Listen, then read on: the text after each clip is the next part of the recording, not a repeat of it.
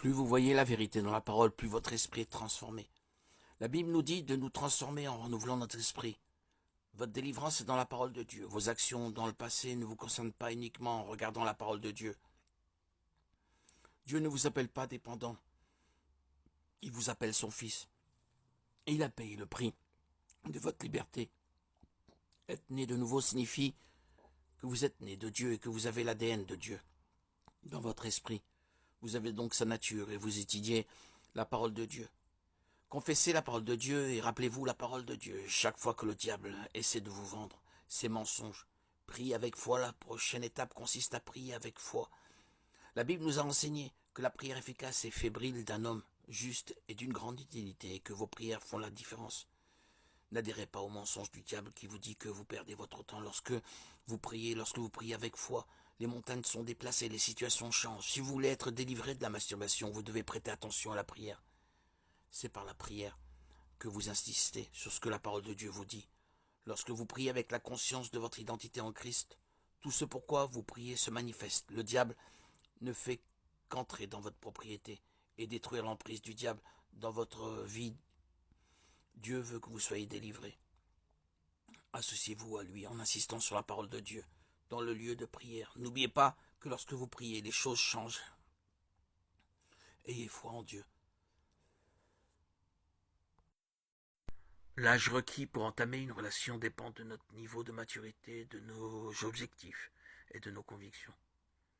Le plus souvent, plus nous sommes jeunes, moins nous sommes matures à cause du manque d'expérience. Quand nous commençons à peine à construire notre identité, nous risquons de ne pas être assez affermis spirituellement pour tisser les liens solides avec notre partenaire et avons tendance davantage à prendre de mauvaises décisions susceptibles de provoquer des blessures émotionnelles, physiques, psychologiques et spirituelles. Une relation amoureuse peut être source de tentation quasi constante, particulièrement quand les émotions commencent à se développer et que l'attraction vers l'autre personne s'intensifie.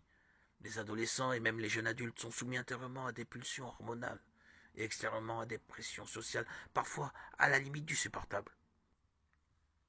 Chaque jour leur apporte des sentiments nouveaux, avec des moments d'euphorie suivis de moments de doute, de peur et de confusion, ce qui peut être très troublant. Les jeunes passent beaucoup de temps à chercher à comprendre qui ils sont, leur place dans le monde et leur relation avec leur entourage.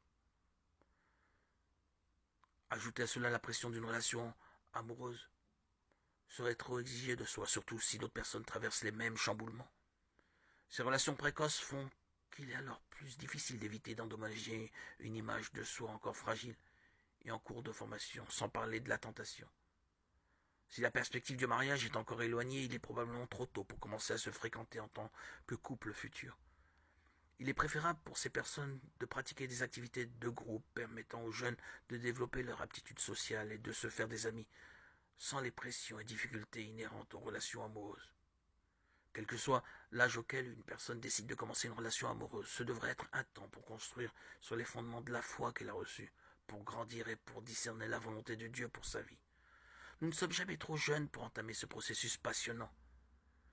Que personne ne méprise ta jeunesse, mais sois un modèle pour les croyants par tes paroles, ta conduite, ton amour, ta foi, ta pureté.